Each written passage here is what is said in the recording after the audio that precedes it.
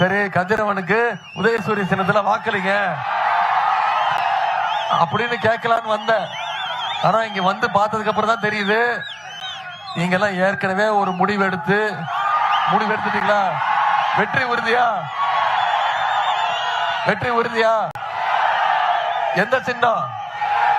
கையை காட்டு சொல்லுங்க. எந்த சின்னம்? உதயசூரிய சின்னத்துல போன முறையே நீங்க கிட்டத்தட்ட 60,000 வாக்கு வித்தியாசத்துல கதிரவன் ஜெயிக்க வச்சீங்க. நான் உங்ககிட்ட கேட்டுக்கொள்வதெல்லாம் இந்த முறை 1,00,000 ஓட்டு வித்தியாசத்துல ஜெயிக்க வைக்கணும். பண்ணுவீங்கல்ல? நிச்சயம் பண்ணுவீங்கன்னு நம்பிக்கை எனக்கு இருக்கு. சரி, கதிரவனை பத்தி உங்ககிட்ட நான் அதிகம் பேச விரும்பல. அவரை அறிமுகப்படுத்த வேண்டிய அவசியம் இல்லை. உங்க அத்தனை பேருக்கும் இந்த தொகுதி முழுக்க அறிமுகமானவர் தான் திரு கதிரவன் அவர்கள். 2வது முறையா போட்டி போடுறாரு.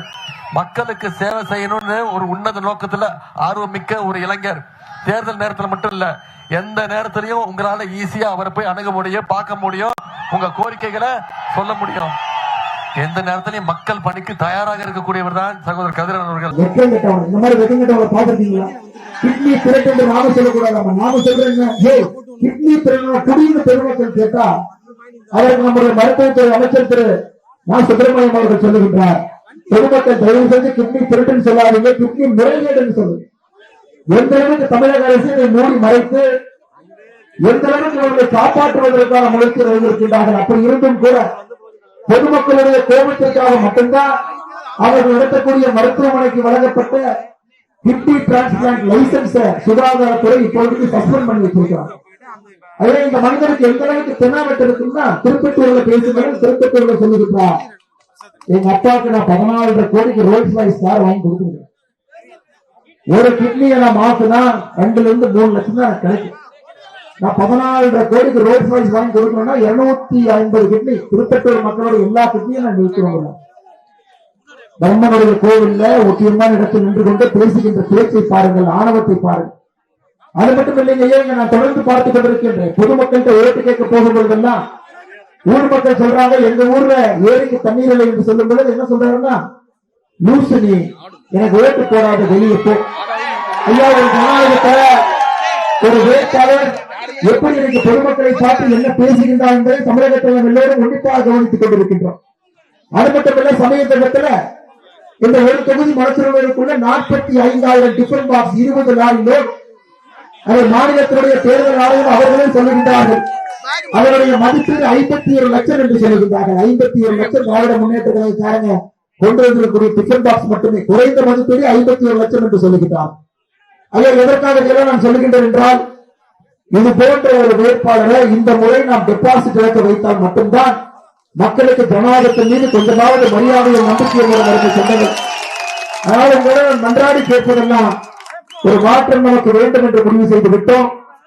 தமிழகத்தில் கோட்டையில் அந்த மாற்றம் வர இருக்கிறது. திராவிட முன்னேற்ற கழகத்தினுடைய ஆட்சி வேண்டாம் என்று முடிவு செய்து விட்டோம். மக்கள் எல்லாம் ஒன்றே ஒன்றுதான் தமிழகத்தில் பேசுறாங்க, திராவிட முன்னேற்ற கழகம் ஆண்டது போதும், மக்கள் மாண்டது போதும், நம்ம போருங்க, கிளம்புங்க, எல்லாம் பெட்டி கட்டிட்டு கிளம்புங்க. அதே போல மனசில் கதிரவனவர்களை நீங்க எம்எல்ஏவா இருந்தது போதும், கிட்னி திருந்தது போதும், நீங்களும் கிளம்புங்க. மக்களுக்கு கொஞ்சமாக விமோசனம் கிடைக்கட்டும், ஒரு வளர்ச்சி இந்த பக்கம் எட்டி பார்க்கும். அது மட்டுமில்லை, இந்த மாசம் 1ஆம் தேதி அவருடைய கல்லூரியினுடைய மாணவர்கள் ஊழியர்கள் பணப்பட்டுவாரா செய்ய போய் அவர்களை பொதுமக்கள் பிடித்து தேர்தல் ஆணையத்துடன் பிடித்துக் கொடுத்த காட்சியும் கூட நாம் பார்த்து அருமை சொந்தங்கள் எல்லோரையும் போல இந்த மனச்செல்வ தொகுதியின் மீது நானும் ஒரு கண் வைத்து அமர்ந்திருக்கின்றேன். மனச்செல்வ அன்பு சொந்தங்கள் எல்லோரும் ஒரு ஜனநாயகத்தை மீட்டெடுத்து இங்க நம்முடைய அன்பு சகோதரர் ஆர்வி பரதன் அவர்களை இரட்டை சின்னத்துல ஒரு பெரிய மிகப்பெரிய வாக்கு வித்தியாசத்துல நீங்கள் வெற்றிகளை செய்வீர்கள் என்ற முழு நம்பிக்கையோடு நாம் காத்திருக்கின்றோம். ஐயா, சமீபத்தில் மனச்செல்வர்களை பார்த்த இன்னொரு விஷயம் கூட நெஞ்சை உருக்கியது. திமுக உங்களுக்கு தெரியும், ஒரு கலர் ஜெராக்ஸ் எடுத்து ஒரு போலி டோக்கனை 8,000 ரூபாய் டோக்கன் எடுத்து வீடு வீடா சுத்திட்டு இருக்கிறாங்க. ஒரு சகோதரி சிந்துஜா என்கின்ற சகோதரி போய் கேட்கிறாங்க, பேசுறாங்க. அவருடைய சுடிதாரை பிடித்து இழுத்து, முடியை பிடித்து இழுத்து அடித்து அவர் வீட்டுக்கு சென்று தற்கொலை செய்து தன்னுடைய உயிரை மாய்த்துக் கொள்கின்றார். ஐயா, ரொம்ப ஆச்சரியம் என்னன்னா, தமிழக காவல்துறை முதலாக கடந்த 5 ஆண்டு காலத்துல இந்த குற்றச்சம்பவத்தில் ஈடுபட்ட 6 திமுகவினுடைய தொண்டர்களை கைது செய்திருக்கிறார். கதிரவனுடைய அடியாட்கள் யார் இந்த சிஞ்சுதா சகோதரியிடம் தவறாக நடந்து அவருடைய மன உளைச்சலுக்கு காரணமாக இருந்து அவர் தன்னுடைய உயிரை மாய்த்துக் கொள்வதற்கு யார் காரணமாக இருந்த திராவிட முன்னேற்ற கழக கட்சியை சார்ந்த ராஜா, ராஜேந்திரன், ரவிக்குமார், ராஜ்குமார், சுரேஷ்குமார், எதுக்கு பேரை சொல்றேன்னா, நான் போனதுக்கு அப்புறம் திமுக வந்து யாருமே கைதே ஆகல, அண்ணாமலை போய் பேசிட்டு போனாருன்னு சொல்லுவாங்க.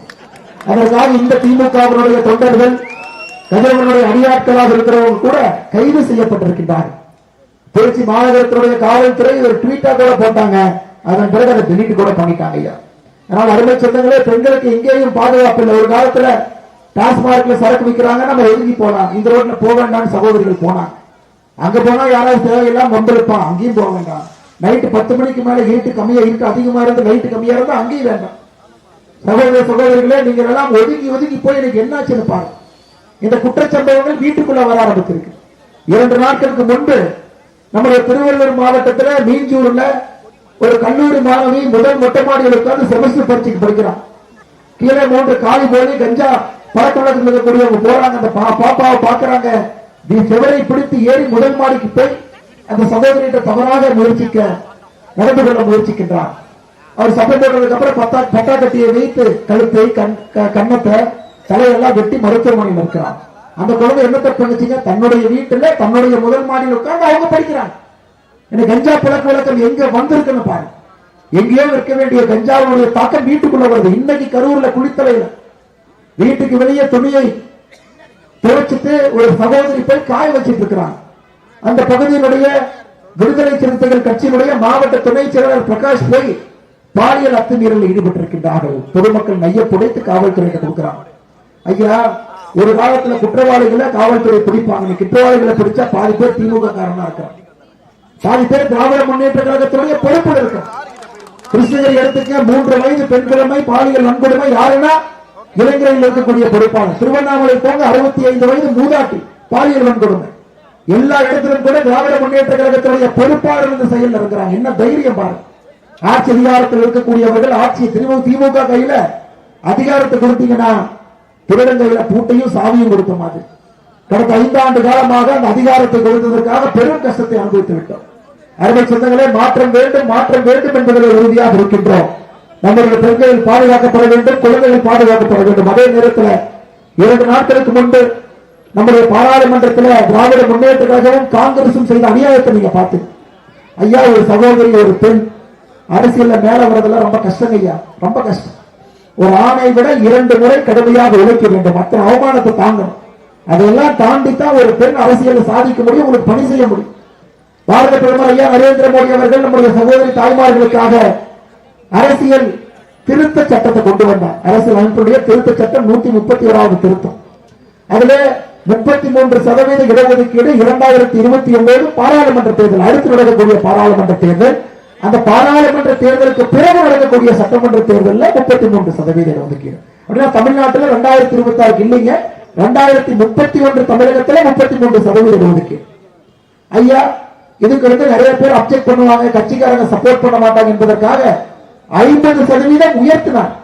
39 எம்பிக்கள் இருக்கக்கூடிய தமிழகத்திற்கு 59, 20 இருக்கக்கூடிய கேரளா 30, 28 இருக்கக்கூடிய கர்நாடகா 42, 17 இருக்கக்கூடிய தெலங்கானா 26, 25 இருக்கக்கூடிய ஆந்திரா 38. எல்லோருக்கும் 50% உயர்த்தி, யாருக்கும் விகிதாச்சார அடிப்படையில் எந்த மாநிலத்திற்கும் குறைவில்லாம ஒரு சட்ட மசோதாவை கொண்டு வந்து கூட அந்த திமுக காரணம் காங்கிரஸ் காரணம் எதிர்க்கிறானா? என்னங்க ஐயா, நீங்களே சொல்லுங்க. எப்படி எதிர்க்கலாம்? என்ன தவறு? தமிழ்நாட்டுக்கான விகிதாச்சாரத்தை குறைச்சாரா? இல்லை. தமிழ்நாட்டை கொடுத்த எம்பிக்களுடைய எண்ணிக்கை குறைத்தாரா? இல்லை. மோடிஜியுடைய ஒரே ஒரு விஷயம் என்ன? சகோதரிகள் தாய்மார்கள் பாராளுமன்றத்தில் சட்டமன்றத்தில் பேசினால்தான் பெண்களுடைய உள்ள குமுறல்கள் பிரச்சனைகள் சட்டமன்றத்தில் எதிரொலிக்கும். ஆண்கள் என்னதான் பேசினாலும் பெண்களுடைய பிரச்சனை எப்படி ஆண்கள் பேச முடியும்? 57% வாக்காளர்கள் இன்னைக்கு ஜனநாயகத்தில் பெண்கள் தான் இருக்கிறாங்க. ஆண்களை விட அதிக வாக்கு செலுத்துவார்கள் பெண்கள். சகோதரிகளுக்கு முன்னுரிமை கொடுத்து கொடுக்க வேண்டிய சட்டத்தையும் கூட கெடுத்து